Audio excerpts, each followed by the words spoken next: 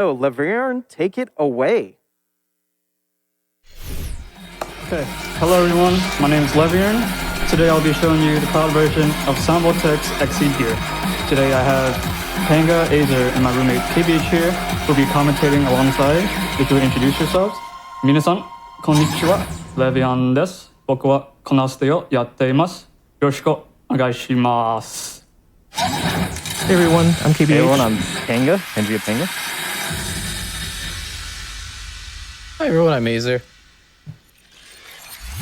And so, yeah, this is a pretty nice opportunity to have this game at GDQ this year. I'm so happy we were able to actually meet the incentive. It was really close. I think we did really well. So let's find out what this game is about, because I think a lot of people have never heard of this before. So KBH, why don't you tell us a little bit about what VOLTEX is? Yeah, so VOLTEX is part of the Kodabi's lineup of rhythm games that they all branch out underneath the Bamani company, basically. You'll recognize this name from mainly other rhythm games such as Dance Dance Revolution, Beatmania 2DX, Pop-In Music, U-Beat, Dance Rush Stardom, and their newest one recently is Dance Around.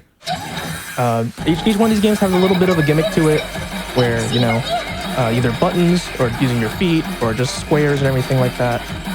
With VOLTEX specifically, it's 6 buttons and the 2 knobs that you see on the screen here on Leviern's hand cam. So let's go ahead and get started. If you want to go ahead and navigate to the first song here, Leviern. All right. Yeah, we'll start the timer when the first song actually plays.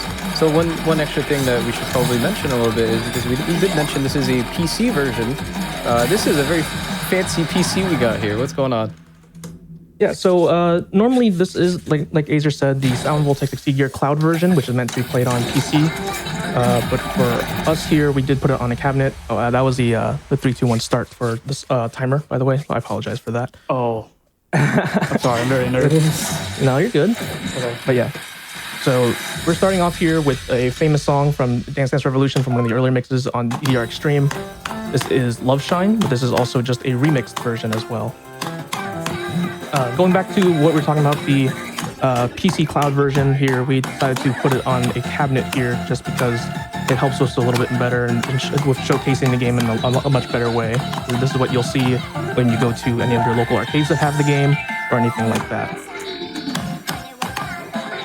All right, and as far as what's actually going on screen, Panga, how does this game work, right? So we've got 4 lanes. So the way this game works is you have 4 lanes, you have 4 buttons up top, which are the white buttons, and you can see there's orange buttons on the bottom. Those correspond to the 6 buttons that you would press during the game. And now as you see here, there's going to be lasers, and those correspond to the knobs. So the pink or red laser, that's going to be the right knob, and the blue laser is going to be the left knob. And that is probably the biggest gimmick of this game, since most other rhythm games you have various amounts of buttons, but this game primarily focuses on laser. Yeah, there's a lot of interactions with them. You would think, you know, it's only 4 buttons, it's not too bad, but then when you have to consider, you know, if one of your hands has to hold the laser, you know, you've got to be able to reach all the buttons with the other hands, and we'll get into that when we start seeing a little bit of the harder stuff in the game, and we're going to be seeing a hell of a lot of it. So, yeah, VOLTEX is finally a GDQ. I think I'm very happy that there's a PC version. It's existed for quite some time, but I think last December they updated it to have the latest content, essentially. So they updated the theme to be the current version of the game, which is Exceed Gear, and they made most of the content of the game available through song packs and stuff like that. So it's very nice to have for people who don't live close to arcades. So Leviern just finished a song. He got an ultimate chain, which is basically equivalent to a full combo, where he did not miss a single note or a single knob. Very impressive. That was also a level 4 song. So we're going to currently bump this up to a level 7 song. And the game is on a difficulty from 1 to 20, 1 being the easiest and 20 being the hardest.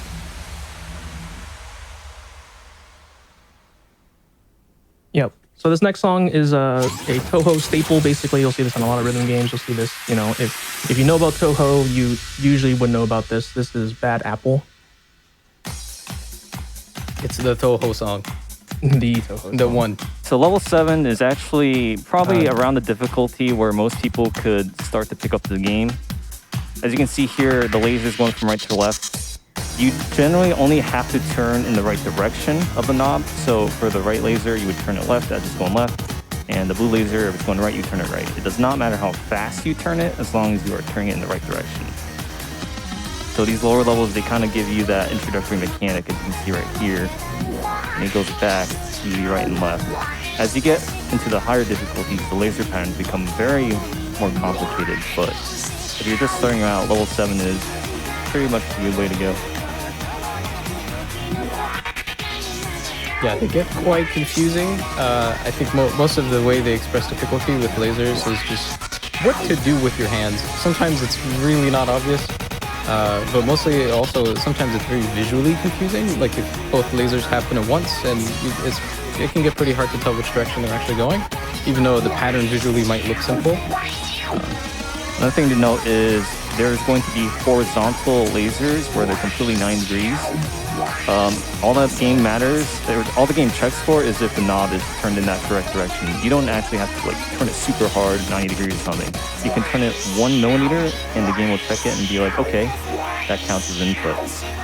And then you can see the number below his, at the bottom, middle of the game, that's just his max combo currently. So notes, hold notes, lasers, they all count towards that combo. Yeah, a couple of other things going on screen. We've got a gauge on the right that's essentially the health system of the game. So under the normal playing gauge, you just have to be above 70% to, and that's a perfect play. The first of maybe many, who knows? Yeah, so the game is out of 10 million. That is the max score, and he got 10 million. So really good job on him. Yeah, there's some alternative health systems in the game that I'm not sure if we're going to be seeing, but you know, there are some harder ones that just require you to survive, essentially. But for all intents and purposes, as long as you're over 70%, you've cleared the song. I don't think we'll be dipping anywhere below that during the showcase. We've got quite the player playing for us today. So we're gonna jump up a little bit in difficulty here. We're gonna look at a 15, which usually I think in a 15 it's still, I think, is where you'll start to see a little bit of the more advanced mechanics in the game. Maybe we can talk about that briefly. So this chart or song is going to feature something called cross hands, where you're generally when you play rhythm games, you want to have the left side with one hand, so the left buttons and the left knob is for the left hand, and vice versa. Here you're going to notice that there will be instances where Leviern is going to use the right knob with his left hand, and vice versa. And that's honestly one of the biggest hurdles when starting out, because when you are learning the game, you're going to be so hyper-focused on having one side be one hand, one side the other. When you start mixing those up, it can get kind of overwhelming. So this is one of the earliest or easiest difficulties to introduce that concept. Yeah, I think that's the main staple of the game, really. A lot of similar games like this are pretty static. Like this finger is for this button. VOLTEX just does not work like that. You need to be very, very versatile. As we can already see, we said earlier, this game goes up to 20. This is only a 15, and you're already seeing a lot of these like pretty complicated patterns. If you take a look at the hand cam for a lot of these, you have to move around a lot. And I think that's what makes the game so much fun, really. One more thing to mention about this game is the max score is 10 million, but mainly you want to focus on the 3 big numbers. That's what most players do. And a good goal usually is to get a 990, which is rank S. And that is a good goal since it kind of tests your timing skills and also if you can hit patterns and knobs. So ideally we'll hit above 990 for each song in this showcase. Ideally even maybe a perfect score. We've already seen one. Who knows, maybe there'll be more.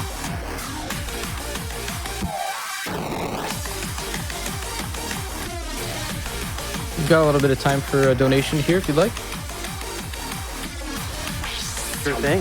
We have $25 from Kat, who says, always go for more rhythm game exhibitions. Thank you for working towards such a great cause. All right, so we're going to do something pretty funny here. So next song is going to be a song that Leviern has never played. Let's talk about that. Yeah. So the next song is going to be Daisy Cutter by Azer. As you can see on the lamps and everything on the side there, he does not have any play on it currently. He has a 0 score. This is what is considered a sight read. He will be doing this, basically completely blind, and this stresses a lot of different skills and really stresses his ability to execute said skills that are involved with the game here. For Daisy Cutter specifically, it is mainly a heavily technical knob chart. As you can see by starting with these knob patterns that are getting a little bit more difficult already. So you're gonna see there's like a little staircase pattern, and one thing you know about that is you just need to turn the laser in that direction constantly. You don't really need to kind of slant it continuously. Yeah, so even though this is his first time playing this, there's a couple of different difficulties for each of the songs in the game, right? So this is going to be the exhaust difficulty, which is usually, it's either the maximum one, like the highest one, or the one right before. In this case, it's the one right before. We're playing the level 17 right now. There is a level 19 that is pretty much the most tricky chart in the game. It is incredibly difficult to play. So we're a little bit familiar with the song at least, but yeah, this is going to be the first time playing this difficulty. And the reason we're doing this is there's kind of a common misconception that a lot of these patterns can be memory. But as you play Sound VOLTEX a little bit more, there's kind of like an instinct that you can build up, and you can kind of predict where things are going. So as you can see, that he's never played this before, it's still doing quite well, right? So.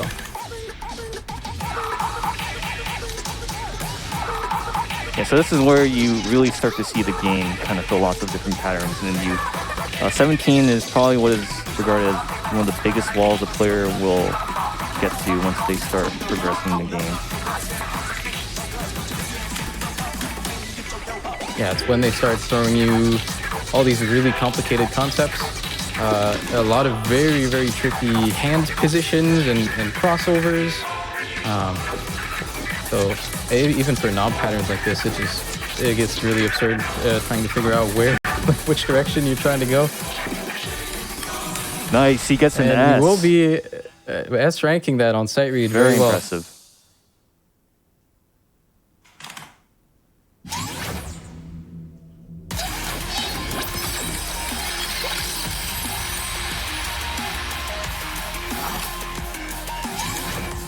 All right, well, for the next song, you've already heard it not too long ago.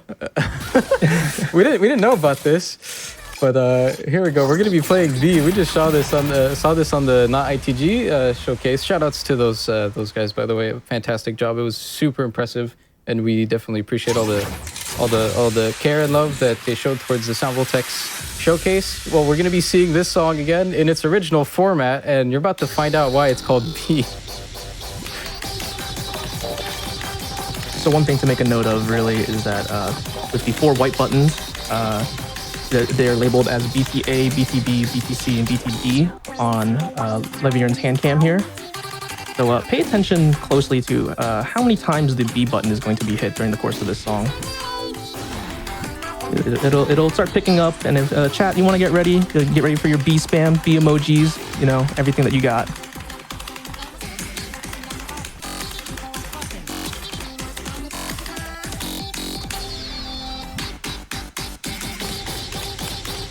So we moved on to level 18, and one thing to note is going from one level up to the next, so going from 17 to 18 is actually a pretty big gap.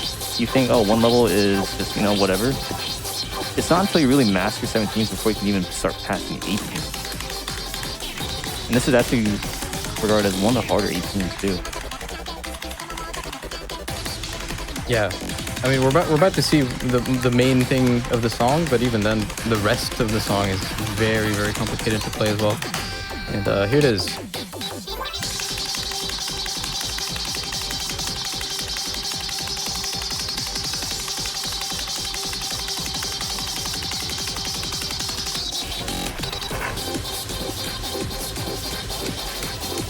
And yep, that was entirely on button B. Yeah. All perfect as well. We didn't really mention this too much, but as you know, as with most rhythm games, there's a timing system with this. We haven't seen what it looks like to not get a perfect yet, I believe. So we might be seeing that a little bit later on.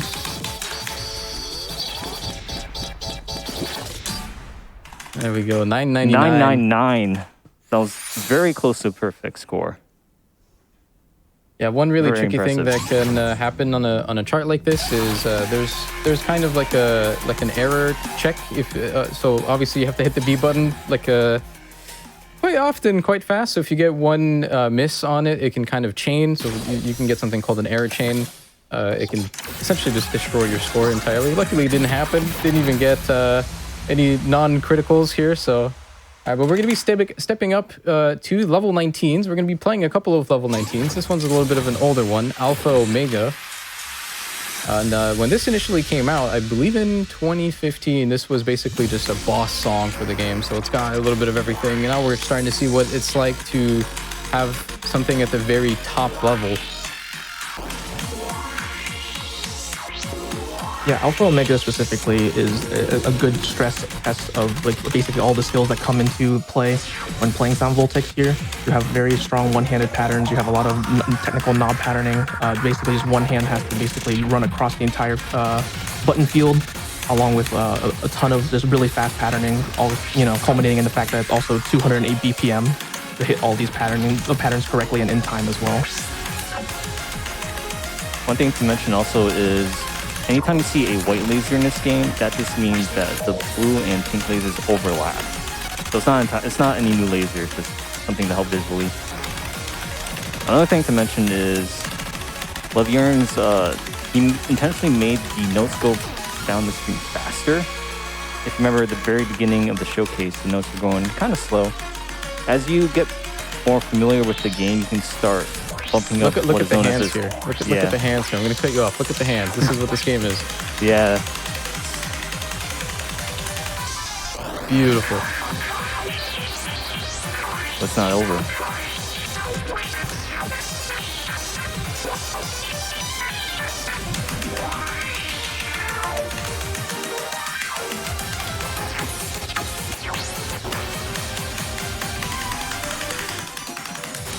And that is why Sound VOLTEX Incredible. is such a cool game to watch. Your hands are very versatile. There's a lot of chord patterns like that require you to move your hand in the middle and transition with that through other patterns. It's very impressive. As we get to the end of the song.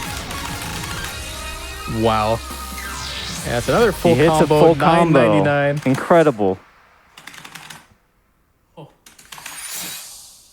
So let's be honest. Before this one, we were playing it up a little bit, because the levels were a little bit on the lower side of things. This is really difficult. This is incredibly impressive.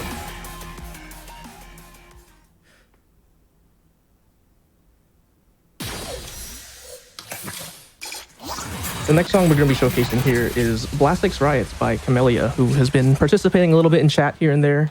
Shout outs to Camellia. This is a nice casual walk in the park 256 BPM chart with a lot of death trills, a lot of just insane button jacks, and just overall very difficult patterning at a very high BPM, even comparatively to Alpha Omega.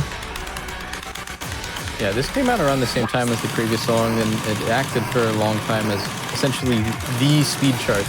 This is just the speed check. It's really exhausting to be able to play this fast, and you have to do it for quite a long time.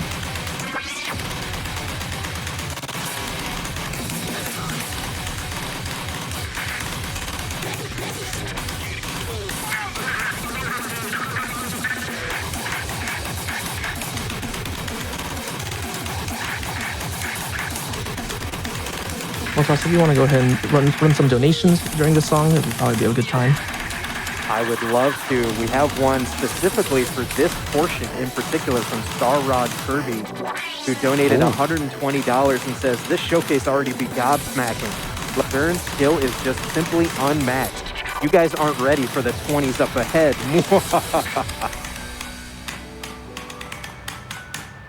Yeah, thank you, Star Rod, for that. Appreciate it. Definitely, we're going to showcase quite a few of the 20s. We got to work up to it though. So you'll see like sort of like a boss rush at the end here, and we'll indicate when that happens. But as you can see here, there's that one break session right in the middle of the song here, and now we start going into just a lot of burst patterning coming up here towards the end of Blastix here.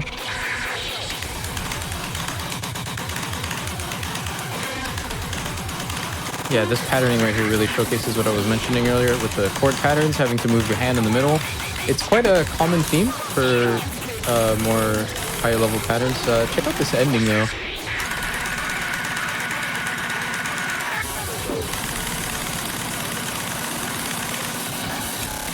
It's a little bit fast.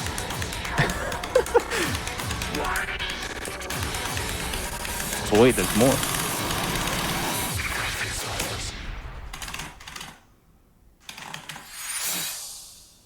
Very nice. Actually, I didn't even notice where we swapped to this as well, but when we were talking about the health gauge of the game, we swapped to the harder version of it. So now it's something called excessive gauge. So now instead of just requiring 70% to pass, now it starts at 100, it's more punishing, and if you ever drop to 0, you just fail out. So it's a little bit of a difference. It's supposed to be a little harder, a little bit more impressive. But for now, we'll go on to the next song. So what's this one about?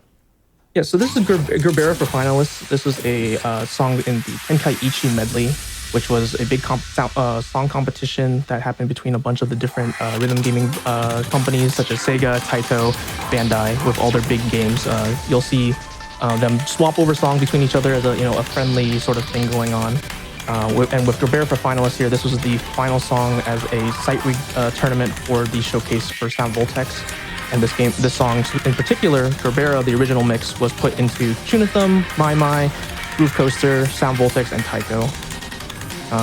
With Gerbera for Finalists, when they released it, it was a song by Tag. It was remixed by Cosmo, and it just showcases a bunch of different Tag songs that you'll hear in there, such as Possession, Zephyranthus, and just other things in here. And you'll see and hear a lot of patterning that comes from it, such as this part right here with the laser slams. That was just clone of the Possession jumps. One thing I really like about this chart as well is there's a lot of different valid ways to play it. A pretty cool thing with some of the higher level stuff is it's kind of up to interpretation what you're supposed to do with your hand to play the patterns. So different players will have different strategies on what to do. Sometimes you can cross over, sometimes you don't need to. You can stretch your hands a little bit, and this chart does a pretty good job at showcasing one way to play it. But if you watch another player play this, they might actually just do something entirely different, which is pretty cool. Yeah, one thing you probably notice is you develop habits. Each person's different. So if you start understanding like which hand you're better with doing buttons or knobs, you can kind of develop your play style around that. And that's one of the neat things about this game. This is also one of the harder level 19s. Not one of the very hardest ones, but it's definitely up there. Mostly because of a little funny thing coming up right now.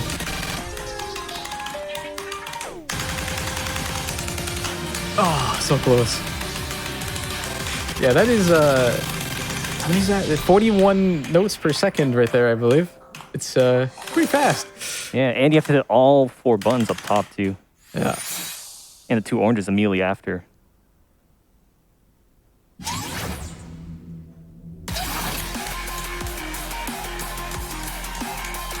Casual 1 near and 5 errors on that for 997, just mostly picking those up in just that in the 41 notes per second portion there. All right, so we're getting into 2 songs here coming up. First one here is Take. Take is by the same artist as B that we heard earlier, so you'll hear some similar rhythms, you'll hear some similar vocal samples and stuff like that. But the big thing is going to be keep an eye out on that lane speed at the top left there. Yeah, this is going to be our introduction to BPM gimmicks, I suppose. So a lot of speed changes required. This game does allow you to change your speed while playing by holding the start button and then turning a knob. Sometimes that can be pretty tricky to find the right time to do, so I'm not really sure if we're going to be seeing it for this chart. Hey, we're seeing it right now, so we just did a very slight speed change there. It can be pretty hard to find the time to actually do it because obviously you probably need both your hands to have access to both start and a knob. So, it can't be while there's anything else going on. You have to be very quick about it. So even just changing speeds in order to play stuff like this can kind of be a skill in itself. Yeah, if you try to turn the knob while the sub button's holding, it won't even register the laser. So that's why it's very important to figure out kind of dead areas of a song, so that way you can change the note speed here. Ideally, he wants to keep his speed the same, so that way he can read it. But again, it's tough when songs change BPM in the middle of the song. And this one changes quite frequently. If you notice on the top left, sometimes you'll see a blue number or a red number. And that kind of gives you a heads up of the song's about to change its BPM.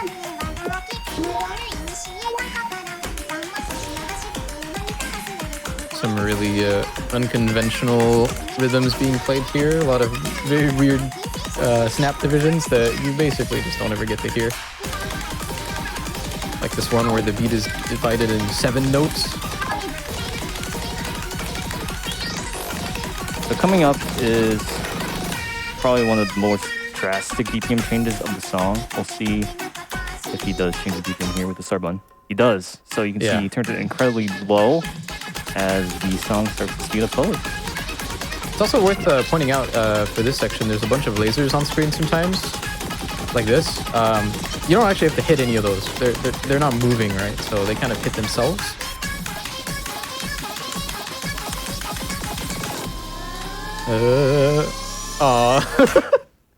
Hits you with a dab. Yeah, the lane speed scales with BPM, so when the song suddenly decides to drop down to a BPM of 5, it's quite hard to time the last note.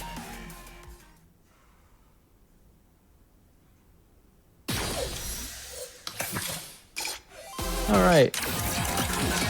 There's a little bit of a thing going on for this song. Yep, leviern will be removing his headphones here as he needs to focus a little bit for this part here coming up. Just some key strats that he needs to handle here. But this is the other song I was talking about in this sort of block. I forgot to mention that both Take and Doppelganger here are from BMF, which is basically a song contest regarding another game that goes out in Japan for another rhythm game, basically, and they create all their own original music and charting and stuff like that. And they are kind enough to lend their music and things like that over to other games like VOLTEX here. But this is Doppelganger by Leaf. There's an interesting little gimmick in here that we'll see coming up towards the tail end of the song. As you can see, this is down to level 18, but so the patterning isn't as strict, but the gimmick is, how would I say it? Surprising. Yeah, surprising. This would be a good time for some donations as well, Motoss. Cool beans. Looks like we got $20 from Ben, who says, all aboard for Sound VOLTEX. We have another $25 from Sound VOLTEX Enjoyer, who just says, guys, you don't want to miss it. True. He's right. A Wild Chancey appeared, donated $100 and says, Rhythm Games hype.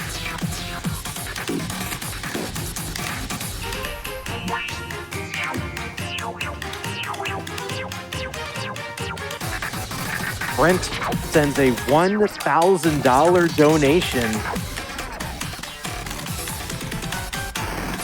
and simply says, that was incredible.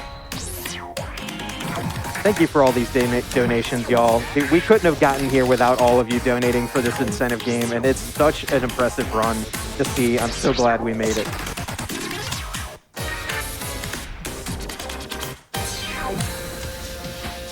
Huh? Wait, where'd leviern go?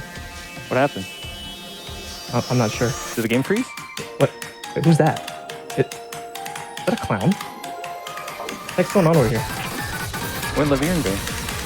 I don't know. No one told me this was a co-op run. Yeah, I don't think we knew either. I don't know who this is.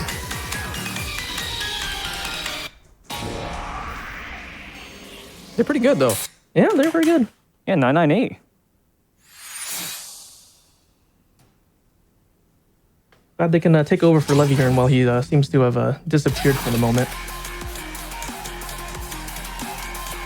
I guess this is the Sound VOLTEX version of the couples charts. Like we were just watching, you know, play co-op.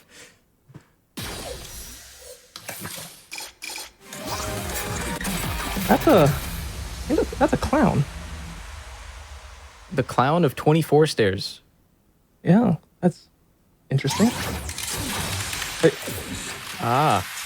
okay. That's just Leviern in her clown suit. Okay. so we're going over here. This is the Clown 24 Stairs by Yu Asahina. We're back into the level 19s folder here. A lot of the Clown 24 Stairs is reference to what you're going to see towards the end here.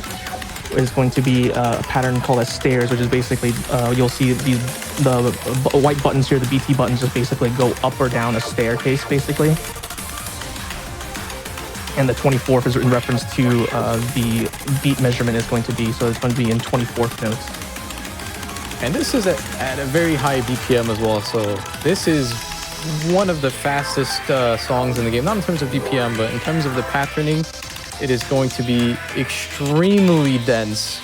I would say even looking at all of the other 20s in the games, you could probably say this is pretty much the fastest 19 in the game, just in terms of how much is going to be on screen.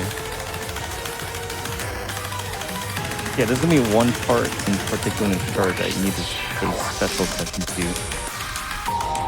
It's coming up pretty shortly.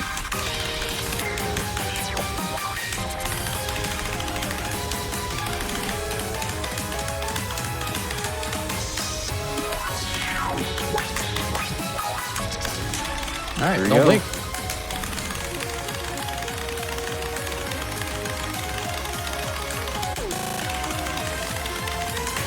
All crit. That's all perfect timing. I'm starting to think this clown's kind of good, man. Just a little. All right, we got a 998 on that. Nice one miss on just the trailing end of a hold there. Oh, Leviern's back. That's good. Good. Okay. What do we got up next here? Oh, okay. So now we're going into sort of the boss rush I was talking about earlier here, where we're going to talk a little bit about the history of Sound VOLTEX as a competitive game here, talking about the Konami Arcade Championships and these songs coming up here. So Sound VOLTEX was first featured in the Konami Arcade Championships back as early as like 2013, 2014. That was like the first or second rendition of the championships here. Everlasting Message here, however, was shown off as a sight read for the two final competitors of Sound VOLTEX back in the 4th KAC, which is back in 2015. And when this song first came out, both of those finalists actually failed this on sight read. That can maybe give an idea of how impressive it is to just watch someone that's currently got a full combo on it, right? So. But Yeah, it's the note at the something, bottom. Sorry, go ahead. It's something that's pretty interesting with KAC is they just hold a tournament, and then at the end of the tournament, they just make their top players just play a brand new song that nobody's ever seen before. They have their little events for it. There's a special version of the chart in game with some visual effects that might not normally be there. It's a very interesting experience. Happens every year, and it's always a pleasure to watch.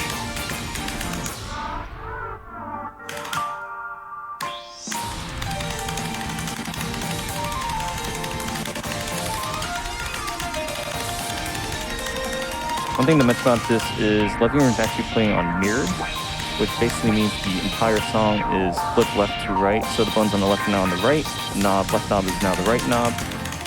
That's just mainly for personal preference if you have a strong suit on a certain side. What if you have a clown suit? Oh, Yami there. I guess you just gotta play it out. Put on a clown suit.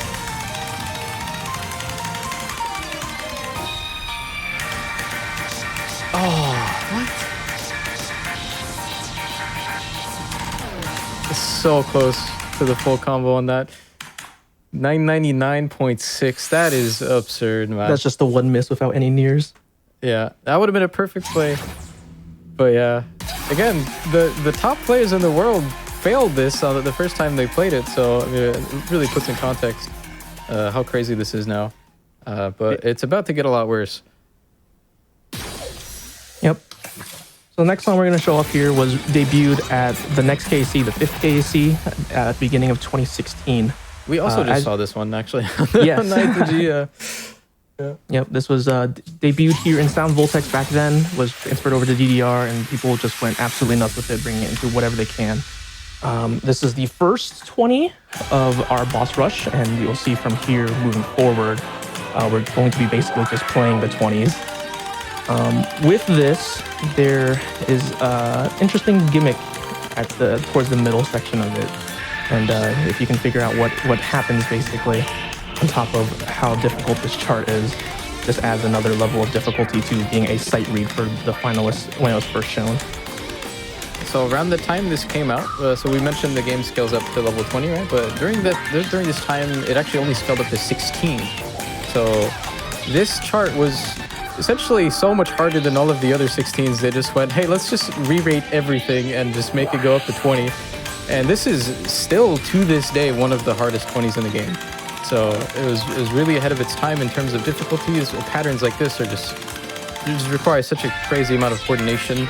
A lot of people who may play rhythm games are going to look at that and think maybe it's not so bad. It's just 4 buttons, but the introduction of like the FX buttons on the thumbs makes that pattern incredibly difficult. Yeah, there are currently only 17 20s in the game, and there are over 119. So it just shows you how drastic the difficulty gets when you get to the max level.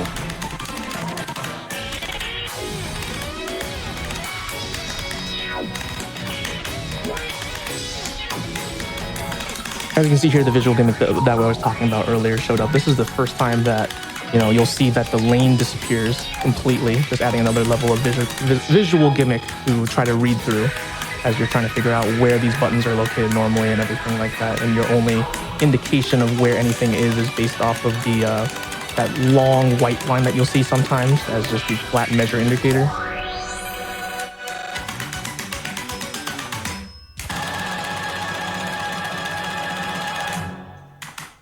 Wow, you hit the entire ending.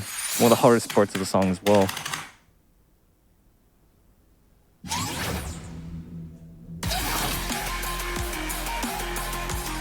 .996, 17 years with 2 misses, Still definitely difficult with just how difficult and technical Lacrima is.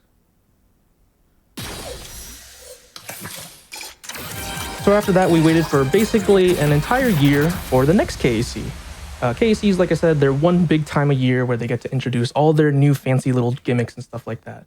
Along with the change from 2016 to 2017, we also had a version upgrade for the arcade game from Gravity Wars, which was what Lacrima was released in, to Heavenly Haven here. So you'll see a bit of a theming difference here. You'll see a bit of a just overall charting style difference, but still overall just heavy difficulty. And again, these are sight reads back when these were first released. So you can only imagine how the competitors felt when they were just going into this, full nerves, grand finals, and this was basically their ending. Yeah, so something that's quite unique about pretty much every single 20, except maybe one of them, is that they all have very unique patterns that you're not going to see anywhere else. So all of them, they just figure out a way to use your hands on the button layout that no other charter in the game has thought of, and so a lot of them require a ridiculous amount of practice, and so when you play them for the first time, it just seems really daunting because it's obviously a pattern that you've never seen before. So I think this is the first time we're seeing a couple of those patterns. A lot of pretty confusing laser directions, and as well as a couple of difficult chord patterns on this one that we saw at the start. We'll be seeing them a little bit later on as well, but yeah. And on top of the difficult patterns, there's also different visual gimmicks in pretty much each 20. So here, the background, you can see there's two characters. They're going to be both visual and affecting kind of the gameplay as well. We'll see later in the other 20s. You don't see them in any chart, which is why it makes playing 20s a little more special in a way. Patterns like that one, before this came out, not in the game. It was really difficult. You see the lane goes away again.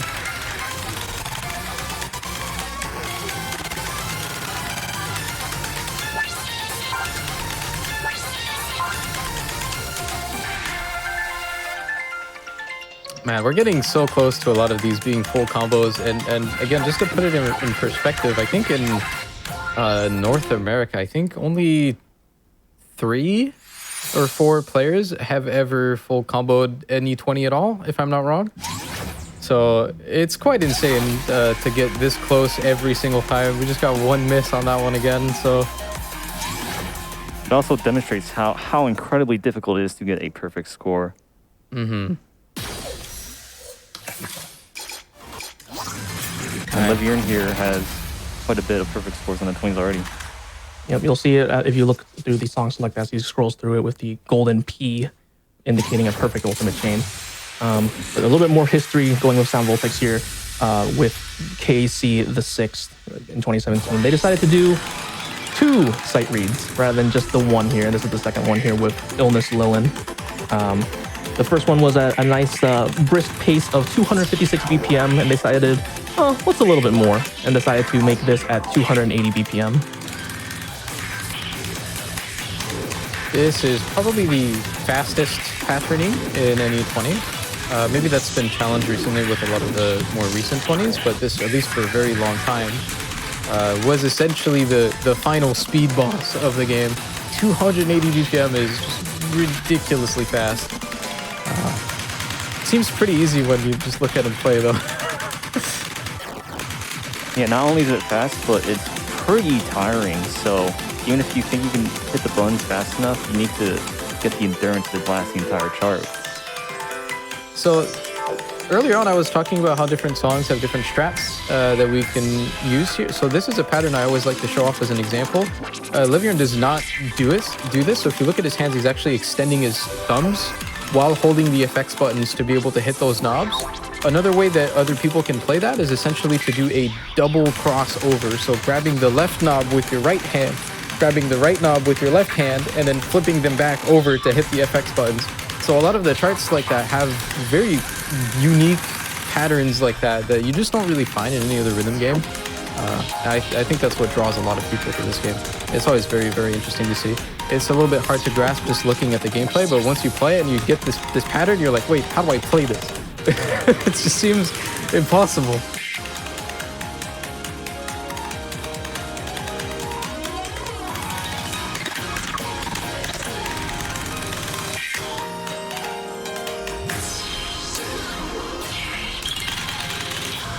There it is. He gets it. That's a full combo on a 20. Like I said, That's incredible. This is ridiculously hard to do. You could count the people in North America that have a 20 full combo on one hand. Yep. And in North America, leviern is the only person with a perfect on 20s at all in general here. Coming up next, now we move on to finale. Konami decided that we can only show off this stuff once a year at the beginning of a year. No. So they decided to finally start pushing a lot more boss updates in August. As the community coins it, the August update, which you'll see every year basically, where they introduce sort of the sisters to the boss songs that are released during the Konami Arcade Championship. Finale here is considered to be the sister to Heaven, where if you listen to the rhythming and stuff like that, you can see that they do feed into each other pretty well. Yeah, or another way to consider these is sequels, I guess. It's always the same artist, similar art, similar song name. You can even see some similar patterns as well with sequel songs. If you've been paying attention for this one, I think the most recognizable one is just going to be some of the laser patterns that can happen. I was talking earlier when it was happening, I was saying some of the laser patterns. This one can be a little bit confusing as to which side you're going and which direction you're going. So this kind of does the same type of pattern, but there's slight differences, which what makes it pretty close, but also you still have to learn them again. I think this would be a good time for donations. Sure thing. We've got one here from D. Doan who says, Hi, Lev. Glad you get to showcase this to everyone and for a great cause as well. Your Dino Nugget buddy, D. Doan, less than 3. We also have a $100 donation here from Mad Mortigan. It says, my jaw hurts from watching Sound Voltex. It's been on the floor for 10 minutes straight. Most freaking amazing gameplay I've ever seen. I agree. This is so wild. We have a $25 donation from Ben who says, speedrunning a costume change on top of all that action? What an incredible run. So an interesting thing that we didn't really talk about much is what makes this game pretty cool too is they actively remix the songs that you're playing through gameplay. So whenever you're holding down an FX button, which is the orange buttons at the bottom, or sometimes when you turn a knob, they layer in sound filters on top of the actual song. And because different difficulties have those aspects of gameplay, you know, the FX buttons will be at different times or for different lengths of time. Every single one of the difficulties actually sounds different when you play them because you're essentially remixing the song as you're playing them, right? So a lot of time they'll add, you know, you kind of like DJing, you know? But it's very interesting because sometimes as you'll play this game and progress through it, you might be playing a lower difficulty and then, you know, you might grind out a song for a while and then eventually when you get better at the game, you'll end up playing a higher difficulty of that song and suddenly it sounds entirely different. So it's pretty cool. I bring that up because at the last part of that song, on Finale, they have a lot of FX going on, something called Repeat, that basically just adds a lot of objects on screen. So sometimes they add a lot of difficulty through that. So even though the song might not have something going on, well, you can just make the song have something go on. Yep, and as we move on here to the next 20, that was during this first August update with 20s in it, they decided, you know, if we release 2 20s during KC, we have to release 2 20s during the August update too. So they released this alongside with Finale, which is Whiteout. Biggest thing about this song is going to be you'll see a lot of very heavy technical patterning, even though the BPM is, I believe this is the first 20 that's below 200 BPM. But you'll see a lot of just button rushes and a lot of technical knob patterns like that. And just overall very strange execution that needs to happen. Yeah, that knob pattern is a pretty good demonstration of something we talked about, where a lot of the times the knob pattern itself on screen looks like it's pretty simple. You know, it's just going left and right. But which knob is going left and which one is going right can get confusing real fast. So that specific pattern is one where people have to specifically just look at like a video of the chart or like an image of the objects in the chart and learn it that way in order to be able to play it, because it's so unintuitive to play. It's very challenging, even though visually, you know, they're just wiggling.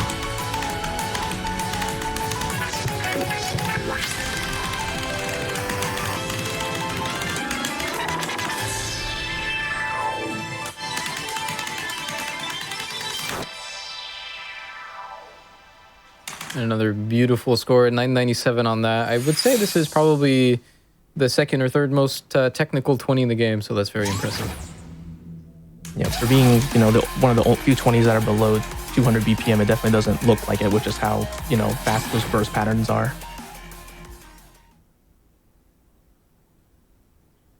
All right, it's time for a longtime favorite now. Yep. What's coming up? So moving on here, we have I was released during the 7th KAC up in 2018. This is by Chroma. It is a, you know, casual walk in the park, like I said, 225 BPM. Biggest thing about this is that, you know, we've had a lot of button technical charts. I is considered to be the first knob technical chart. And with it being released as a sight read during the 7th KAC, you know, they got a little tired of doing the same old, oh, let's, you know, make the lane disappear gimmick. So you'll see what happens here as, you know, you can see in the background. It starts off pretty mild, you know, and they'll slowly start to introduce elements that you get to see. I think it's important to put this in context one more time, though, because we just saw a bunch of crazy mod charts that had absolutely insane visuals and honestly, just really hard to read what's on screen. So just remember that this was made for a competition where the people are sight reading this, and there was absolutely no warning whatsoever that the visual gimmick of the start was going to happen. So if you're curious about that, I would recommend watching the VOD for that event. It's one of my favorite videos ever. Just everyone is just extremely confused.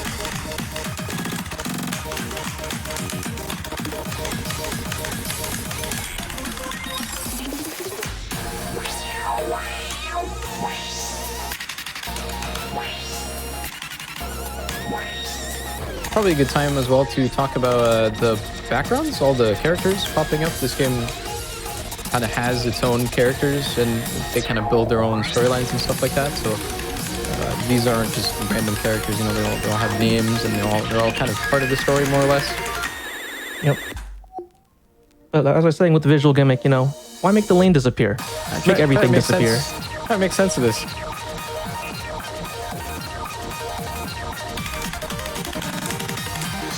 This is another example of a laser part that just seems completely overwhelming.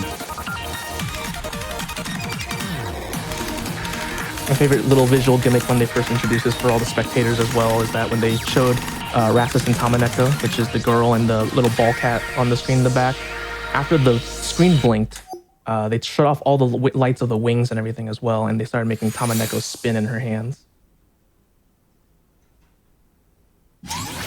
$9.98. Yeah, casual 998, no big deal. Just casual, you know. Only knob misses, no big deal. I think that's kind of to be expected on that one. Even a player this good is gonna struggle sometimes on those knobs. It's so hard to tell what's going on. Yep. So after I was done, that was, you know, during the 7KC, we go into August now with the next 20 that was released, Cronier, also by Camellia. Shout out to Camellia in chat again. Blistering 234 BPM with this great burst at the beginning here. You might start noticing that pretty much all of the hardest stuff in this game is made by Camellia. A good chunk of it is.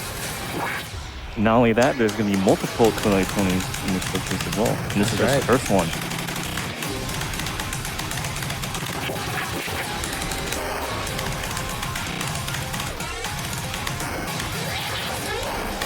But yeah, in terms of gameplay, when this was made, it's not too complex compared relatively to everything that was out at the time. Even nowadays, this is relatively simple in terms of patterning. It's just really fast and really dense.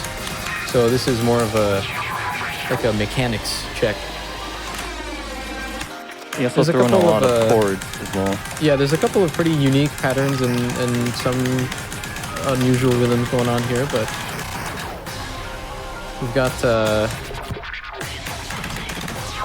what do you even want to call it? We've got the hamburger pattern coming up. Yep, just gotta build the hamburger. I think we got time for one donation before the hamburger starts showing up, though. LMMotoss, if you can get that in. Sure thing. We've got one here from Monzarius, who donated $100 and says, lovely to see some Sound VOLTEX representation on GDQ. I haven't been active in a while, but this makes me want to dust off my controller to give it a go again. Love from Sweden, less than 3.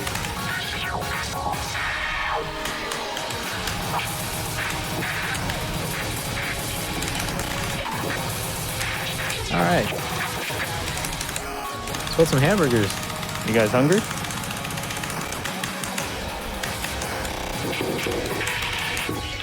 And this part is just a lot going on.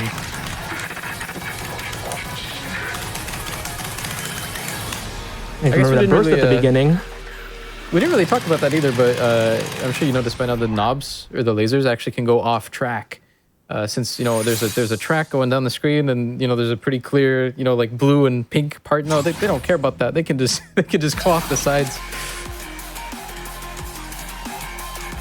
No knob misses. Just one hold tick and one button.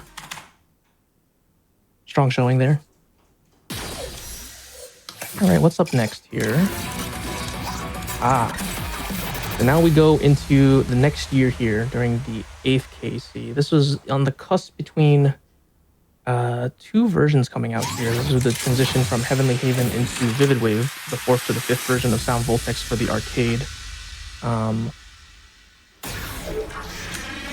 not much to really say about this chart. Very fast, very technical patterning. Just watch the visual imagery in the background here, which you'll see soon coming up, with the two characters that are shown on the song jacket, left in the blue and right in the red. And you'll see here just a little bit of like a war going on between these two characters here, and you'll see it in the shown in the chart. Are named left and right.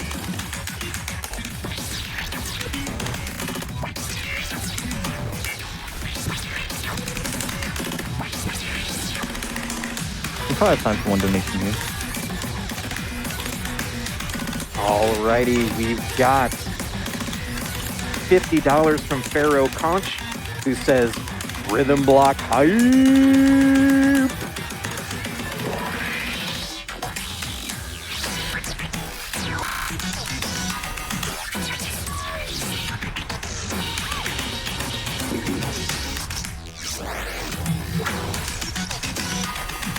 I always really like this section because it's a pretty good demonstration of how much you need to move your hands around. I'm not sure how many patterns like this we've seen so far, but sometimes you'll have like a knob and a chord of 3 notes at the same time. You gotta spread your hand, pretty wide for that. The controller's not that small, so hitting 3 buttons at once is actually not the easiest thing. Coming up here is one of the cooler visual effects. You can see the battle taking place in the background as you're playing the song, between left and right. The defining pattern of this song too.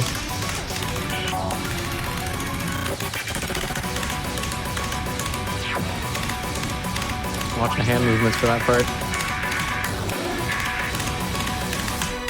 It's really fast. Very clean. It's required to play that as well. You don't really have any other way to play that. You gotta move your hands around, so a lot of the 20s just are pretty physically demanding. Even though you're kind of just hitting buttons, you have to move your arms a lot to be able to hit the buttons.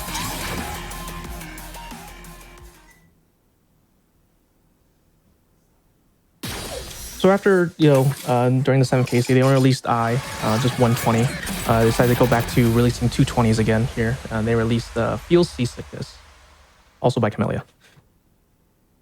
This is technically his second 20 here. I believe so. Yeah, and first we saw with Cronier, there was very heavy emphasis on speed and just button patterning here. If you pay attention to when the song jacket was on the screen, you saw in the little BPM corner that they showed a range of BPMs. That can give you an idea of about what's about to happen here coming up real soon.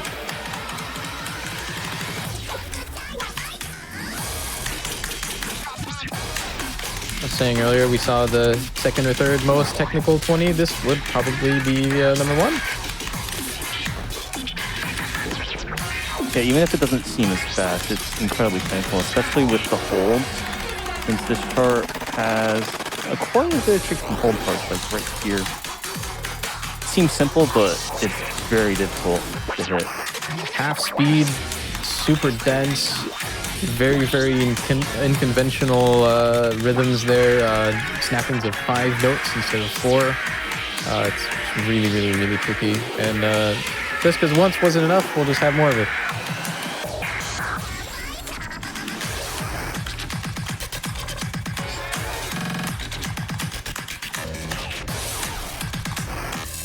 And on top of that, this is actually considered to be one of the easier 20s as well. So if you're just finally breaking it into the 20 bubble, this is probably going to be one of your first clears.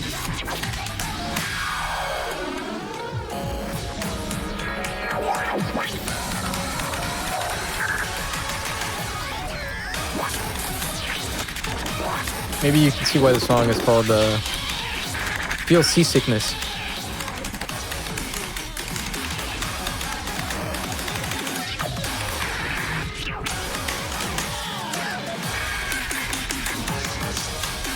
Yeah, with all the BPM changes and just the rocking back and forth lane movements, it just really emphasizes the idea of being on a boat and just, never really expect what the sea gives you. That is a ridiculous score.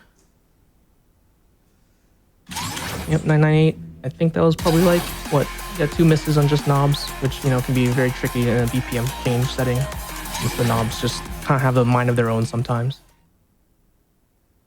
It's worth noting, for most of these 20s, not many people worldwide have ever gotten perfect plays on them. Leviern here is actually the only person basically in the West to have a perfect score on a 20, and he has, I think, 10 of them. 11 as of last 11 time. now. 11, right. New update. So here we go into the August update after the 8th KC. You know, this was back in 2019 now. This is Ego, which is considered to be the sequel to Embryo. You'll start to hear a lot of similar rhythming, also by the same artist for both of them, which was Kabocha in the Japanese text there. I would consider this to be one of the simpler 20s. It's very difficult still, but there's not much that stands out in terms of the patterning or anything. It's just very fast and quite difficult. But compared to a lot of the other 20s that have like a defining thing that makes you go, oh, I need to learn that one. This doesn't really seem to really have that. There's a pretty difficult chord pattern that we'll see soon, but beyond that, it's pretty comfortable if you're able to play at this level. I believe this was also the fastest 20 to get perfected, right? That's correct. Yeah, speaking of speedruns, Yeah, as soon as there the you song go. got released, a lot of the top level players, they want to try to get like the first perfect, and I believe it was within 24 hours of the song being released, someone got it perfect. Yeah, I think it was a little bit over 12 hours or something like that was the people were keeping track of it on the Twitter updates from all the top players out in Korea and Japan when this first got released. Alright, so you're gonna get to see probably what is the defining difficulty part of this. The camera's gonna do a couple funny things during this part. It's already done a couple funny things, but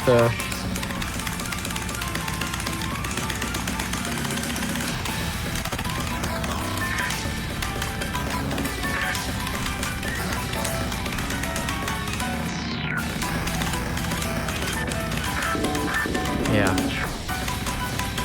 You might have noticed that the camera does a 360 in some songs. This one does even faster, and you have to hit notes while it's spinning. 997.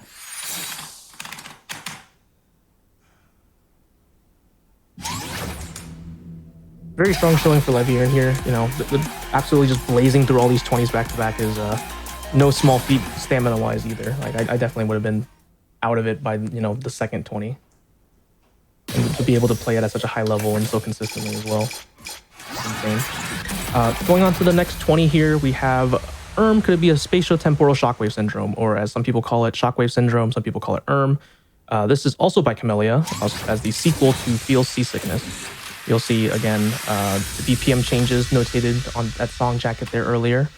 And you'll see a lot of similar rhythming, but you'll notice something a little bit different about this compared to Feel Seasickness.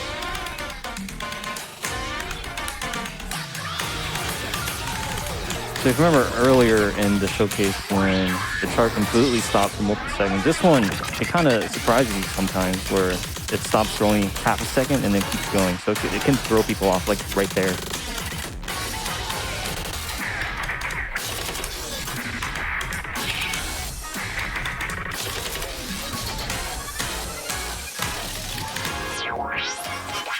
Yeah, it doesn't have nearly as many very difficult sections like the hold section of the Feel Seasickness, but kind of makes up for it. Check out this part here where, oh, actually doesn't do that. So normally, if the player was human, they would change their speed there while holding the FX buttons. Leviern kind of just knows the patterns here, has played this enough times, kind of can read that fast. Usually players will, I would say, read between a speed of 8 to 9. He was just playing at a speed of 11, which is, as you see, not quite readable. I think for most people, it's pretty ridiculously fast. So.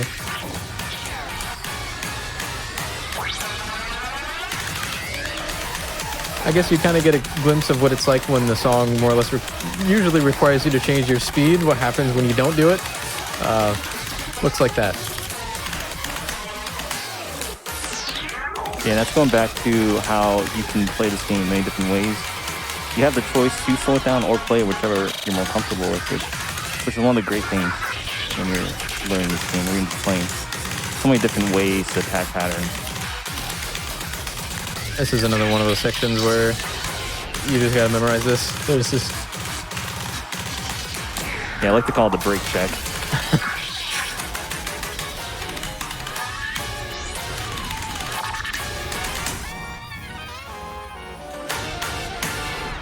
$9.99. Oh my lord. $9.99. Wow. That is So close to perfect. ridiculous. So this is actually one of the only 20s that we're going to see in the showcase. I think one of 4 in the showcase that leviern does not have a perfect score on. So to get so close to that is actually quite absurd.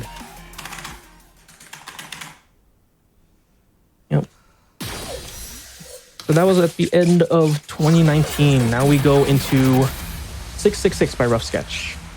This was during the 9th KC held in 2020. You know, we're getting close to the current date. With a nice, very casual high speed of 666 BPM sustained. Azer, if you want to talk a little bit about what that does to the engine here a little bit as well. Of course. So a lot of the holds and lasers, the way they tick to count as a part of the chain, is directly tied to the BPM of the song. So a song being this absurdly fast BPM can actually affect it a lot. It means you have a lot less time between the patterns, like at the end of the hold, to actually transition to other patterns because it's ticking so much faster. So as you can see, we kind of just got into this and he's already at 900 combo. There's not really been anywhere close to 900 notes. It's just that the lasers and holds are actually ticking so fast. One thing that's important to mention for this as well is this still today is maybe considered the hardest song in the game. It's been challenged as of maybe last month or 2 ago.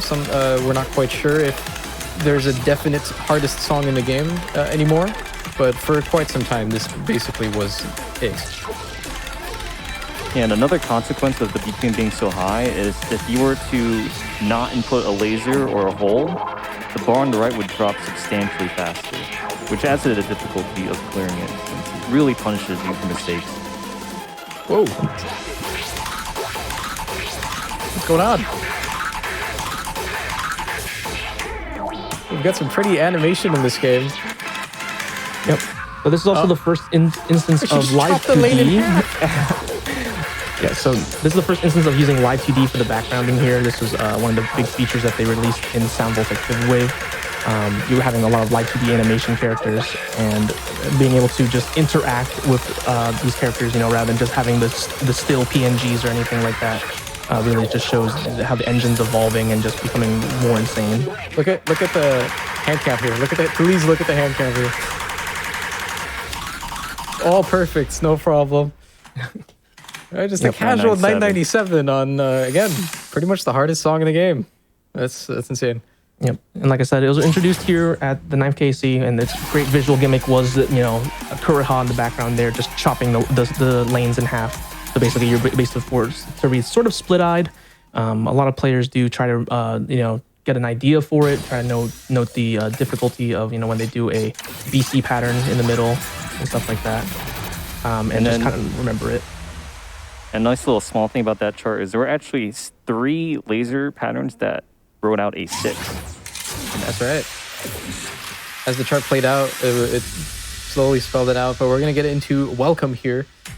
And this one is probably the most straining 20. All of the 20s kind of have their own specialty. This one is just full of what we call jacks. It's just very, very repeated patterns on the same button, right? So as you can see, you got to mash quite fast. That's basically the whole chart for this one. Yep, it's very stamina intensive here, especially at a time when this chart came out, as I noted earlier. The 9th KC happened right before the cusp of the COVID-19 pandemic happening. So Welcome here was introduced, you know, in the middle of that when Konami's still trying to push out updates as best as it can for its audience, you know, to try to showcase, hey, we're still alive, you know, we're still doing things. So this was the first 20 that was introduced during the COVID-19 pandemic, and just being such a stamina-intensive chart really just showcases a lot of things that can happen.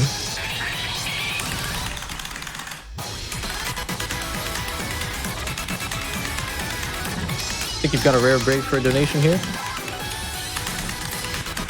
Of course, we've got $50 here from Urza, who says, proud of you, Leviern. Watching you crush this for a great cause is amazing. Your old free company, send their love.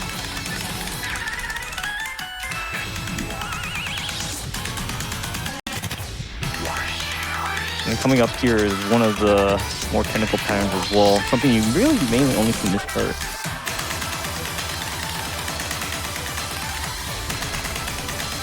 And as a throwback, if you there's a lot of like error checking in this game. So like if you press a button when you're not supposed to, but you're still within like the timing range of another button on that same lane, it will still give you an error. So during those patterns, if you actually get the pattern wrong and you hit when you're not supposed to on one of the lanes, you'll just error chain everything else on that lane. So it can be quite tricky. You have to play it just right. You can't really mash it. You have to play it perfectly in order to be able to play the pattern.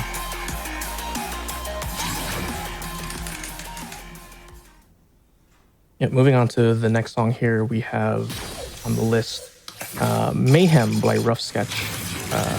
We were talking earlier about how, you know, the 666 was a really high BPM, you know, no big deal, because we have Mayhem here at a nice 998 BPM as for the sequel to 666. And watch what that does to the chain at the very beginning. The first 10 seconds, it's just going to be the fastest 1000 combo you'll ever see.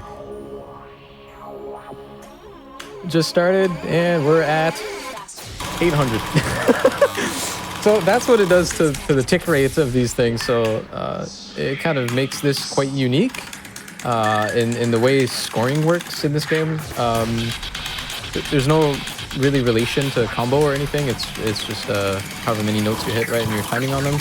But because there are so many instances of essentially free score, because, you know, if you're just the laser's going, it's giving you all this free combo. Scoring on this is pretty unique compared to all of the other 20s. So I think this is when people get to this level, they get pretty high scores relatively to the other 20s because of that. But it doesn't really make it any easier or anything. Again, it's really fast. The patterns are still quite complicated. Pretty tricky cross-hand lasers for this section as well. So, And as a direct result, this chart holds the record for the highest chain or combo. I believe it's over 5,000. I think it's over 6,000, yeah. Which makes it perfecting even harder too, because if you want a perfect, you can't miss a single one out of that 5,000, 6,000 combo.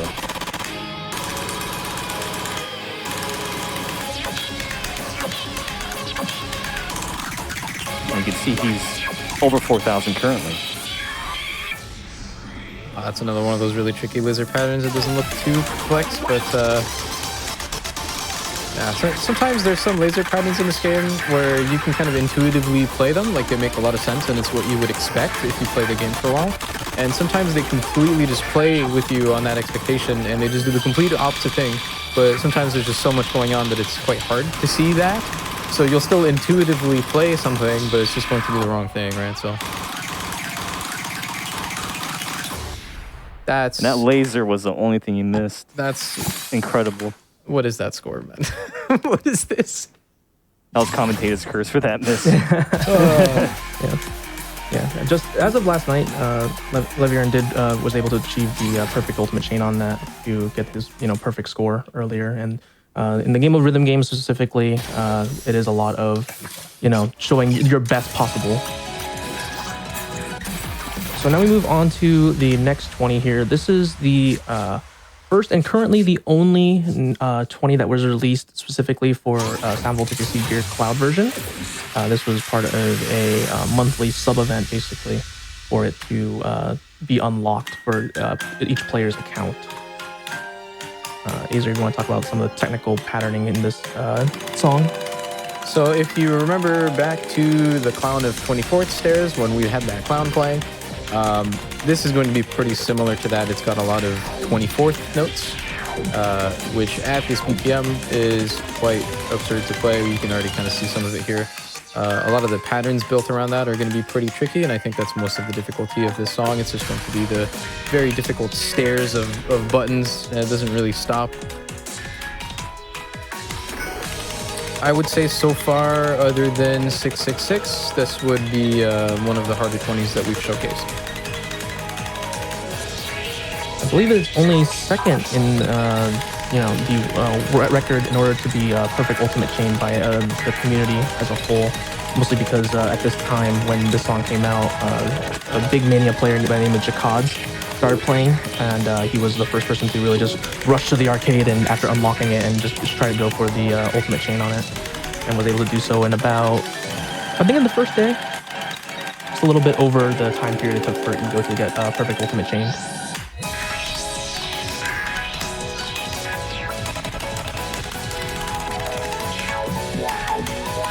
Yeah, this is one of the charts that if you play other rhythm games similar to this, is going to be pretty familiar to play.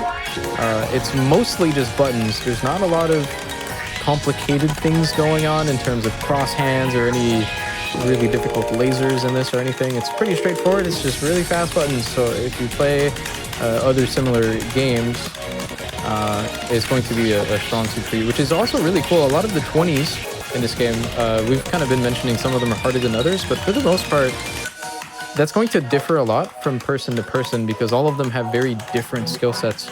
And there's quite a lot of different skill sets in this game that allow it to have that diversity. So this one is just going to be a more button-focused charts. And it's going to get a 996 on that.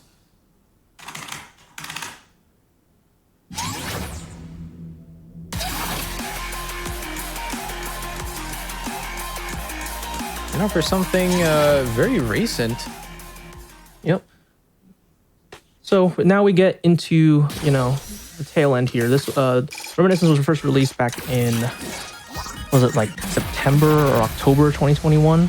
Chrono Capsule here by Silent Room was released at the last KAC, the 10th, which they finally able to do. They felt like it was comfortable enough time during the pandemic here to go on with the show, as they would say. And in early 2022, they decided to run the KC the 10th and be able to show off some more sight reads to the grand finalists here. They were sitting on a lot of content that they were unable to release just because of the pandemic, unfortunately. And this was one of the first things that they wanted to show off. This also has one of the coolest gimmicks as well, I believe. Yeah, this is the visual chart I like to show people when they inquire about what VOLTEX is. It's got the nicest background. Again, we mentioned quickly earlier that this game has like light 2D animations, so they really strongly benefit from that here with the theme of going back in time. I believe on the stream layout, it's a little bit hidden, but you can kind of see on the player cam, there's a console on screen where the buttons are. And so as you see right about now, the console actually changes. So during different time periods of the game, different versions of the game obviously have different UIs and stuff like that. So this goes back in time and just shows you all of the old UIs one by one. So right now we're on the 5th version of the game. Now we're going back to the 4th version. And it's just going to keep going. So it's got a very interesting visual theme. Yeah, you can see in the background that it's counting the number in Roman numerals as well. That's to refer to the current version of VOLTEX. So we're currently on version 6. And as we go back in time to the first version, you get to see the kind of visual effects of what it looked like back then. And this is a great callback to the original version of VOLTEX, where they remastered the Rassus, the pink-haired girl you see on the screen here, in her original outfit from VOLTEX Booth, which is the first version. As you can see with this insane button pattern that Leviern just played here, that was the first time we also saw that, and it was ridiculous to see that on a sight read to be played as well. Getting a 999. What is that, man? Oh my lord! Wow, Absolutely insane. I believe time's coming up. Yeah, no, we have one more song to show off here. That was the end of the 20s, in the very least. We showed off 16 of the 17 20s here. We won't show off this the last 20, just for, keep it a little bit mysterious on that point. But we want to show off what was considered to be the last song of the 3rd version here. This is hashtag Enroll, or as the community says, just Enroll. Chat, if you can get your hey guys ready, you'll understand why in a little bit here.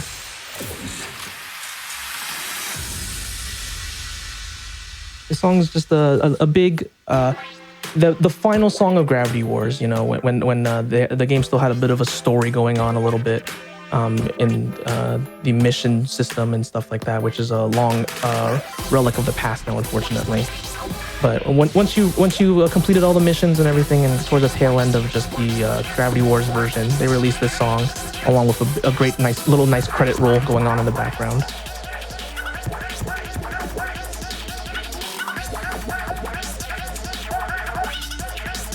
We also kind of get to show off that this game has a lot of different charts. We haven't really gotten a chance to show off like a pure laser chart. Looks like this. It's really confusing.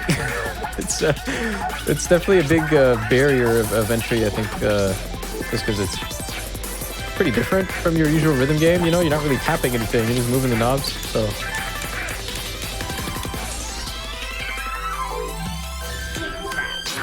Have some love to share here for leviern's performance if we have a little bit of time. Of course. We've got $5 from Raccoon who says, can we please have leviern complete a security captcha check to make sure they're human and not a robot? Also, we have $1,000 from Incoherent who says, there are too many notes in these charts. Please remove 3.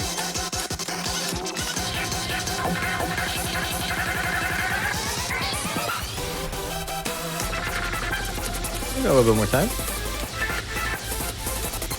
We also have $25 from Viz Leahy, who says, had to donate in honor of this superb gameplay.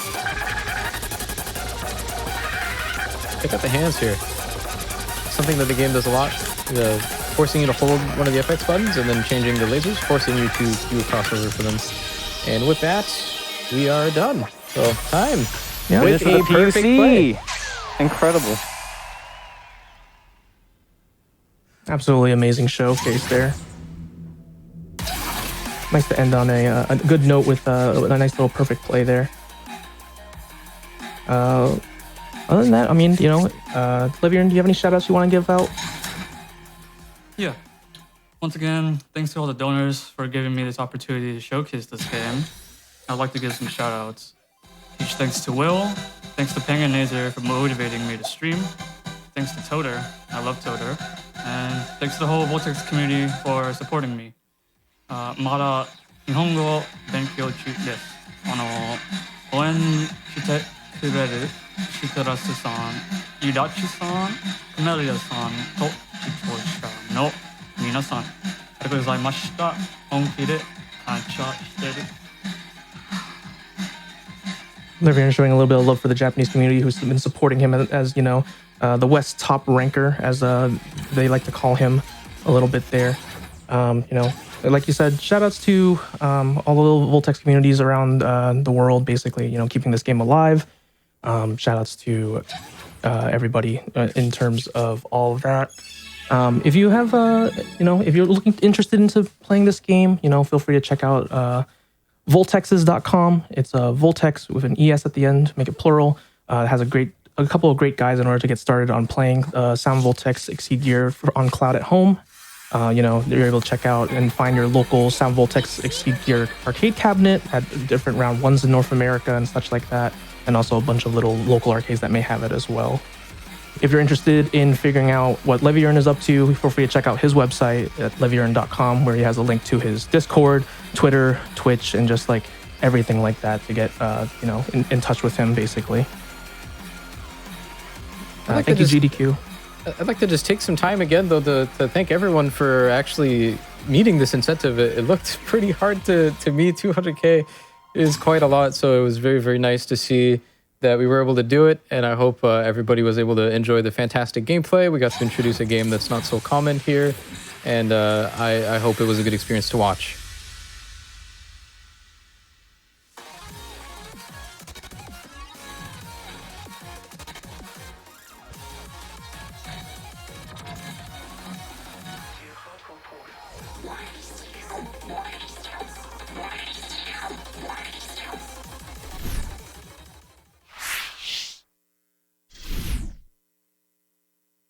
Thank you once again for that amazing performance. I got one last donation here. I've been Loremaster Motoss, hosting for this Rhythm Games block. Thank you so much, crowd and chat, for making this a really energetic part of the marathon.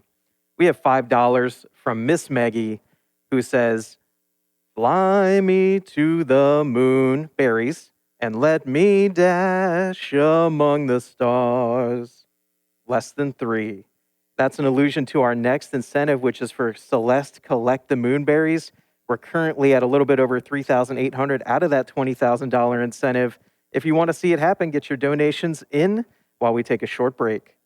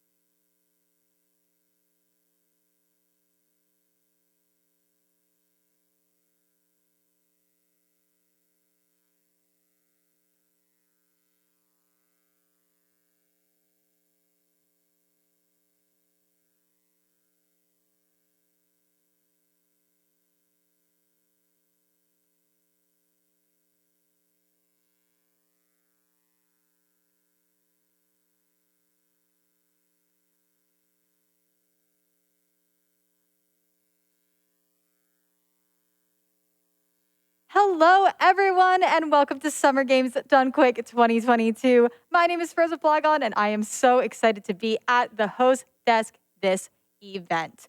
Coming up next, we have Celeste, which, of course, I am beyond excited for. And we have an incentive for it, which is Collect the Moonberry. We are almost at 4,000 out of 20,000. That needs to get met by the end of the run. It's the very last screen. So get your donations in now for that. While we're getting set up for Celeste, we have an interview. So interview team, take it away. Thank you so much, Frozen Flagon. I am Jay Hobbs, and I am joined by two legendary clickers of heads. We have Mute D6 and Deceptix. Thank you both for joining me. How you feeling? Oh, I'm feeling kind of good. I'm ready for my run. I'm ready to watch Seppi's run. It's going to be great. It's going to be awesome. I am so happy to be here. Same. He said exactly what I was on the same wavelength. Yeah. You know? Same Yeah, person. well, you two are on the same wavelength. I feel like you got some shared history in some games and stuff. So what's kind of been drawing y'all to the FPSs recently? Deceptix, start with you. When it came to FPS games, I don't know. That's just really what I enjoy. Platformers really aren't for me. FPS games is kind of just what I've done like the whole time I've been playing games, really. So Borderlands was like one of the first games I ever played. And I actually started with Titanfall 2. And then moved back to that when Borderlands 3 came out. So pretty much entire... Just forever. Yeah. Doing FPS games. That's really it. And then, Mute, I'm going to actually throw in a question from Mr. Shasti from online. Ooh. They were saying, what makes you go from getting world record in Gourmet Race in Kirby Superstar Ultra to being incredibly good at Doom Eternal? Yeah, it's quite a jump. Thank you. Well, Mr. Chasta, first of all, thank you so much. You are absolutely amazing. I love your run.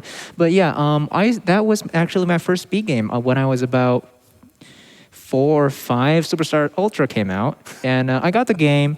And I played Gourmet Race because it was the only category that really had a timer. Meta Nightmare Ultra was too long, and so that's how I found the game. But as I grew up, my DS just kind of broke. So I played PC games instead. I got into FPS games, and that's how I got to Doom Eternal. Wow, what an interesting way to go. Usually for some people, it's like, oh, I saw a run of it. I like the movements. No, my DS broke. That's what I'm going with. All right, well, so you are each running, respectively, Doom Eternal and Borderlands 2. Mute, let's start with you. Can you tell us a little bit about the category that you're running for Doom Eternal? Because we've seen a few different ones before at GDQ, but your category is a little bit weird. It's not a standard any percent that we're kind of used to, or anything like that. It is what we define as 100%, meaning that you have to collect every in-game collectible that is tracked. For example, the Elena Richardson logs, Codex's Weapon Masteries, which is a big one. You have to complete Weapon Masteries, which is very hard to manage, and it can be very difficult to be able to grasp what you need to do to get them all, and that's the difficult part about it. And these are the things that you need for 100% completion by our speedrun rules. And it's on Nightmare difficulty, if I'm not mistaken, right?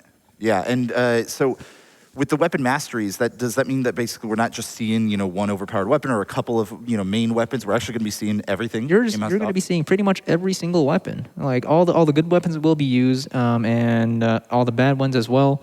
We will be using everything that we can to manually master everything, except for the ones that we have. We have these things called mastery tokens, which means that you can instantly master some gun, and there are 8 of them, and the rest of them you have to do them manually. Oh wow, okay. I love that we get to see a bunch of different guns in it. I think that's going to be super cool. And then Deceptix, for you, you're running what, geared UVHM, I think? Yeah, it's what does that mean? New Game Plus style run for Borderlands.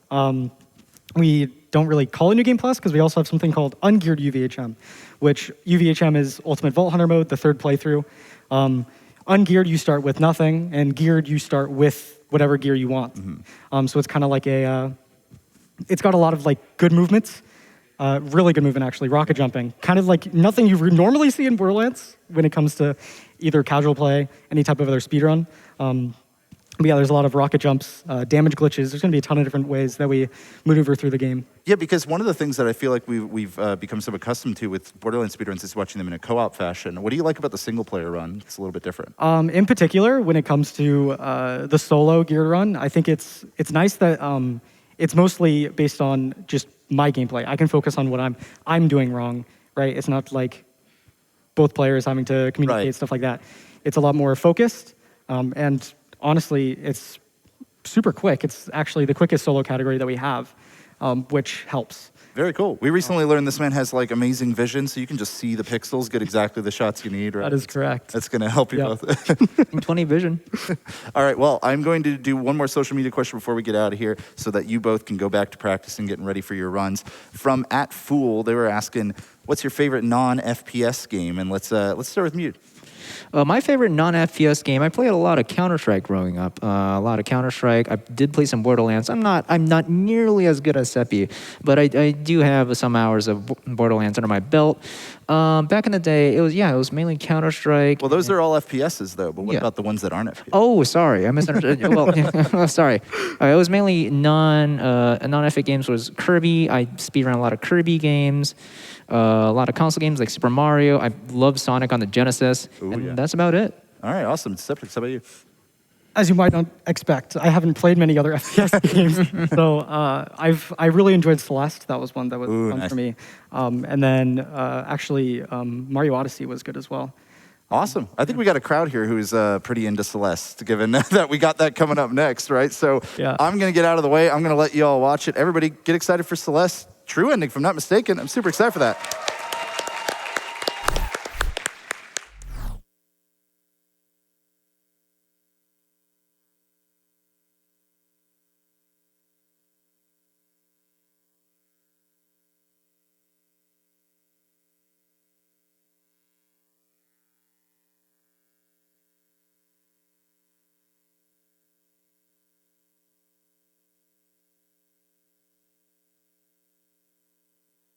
Thank you so much for that wonderful interview. While that was happening, I just want to say we got a $2,500 anonymous donation.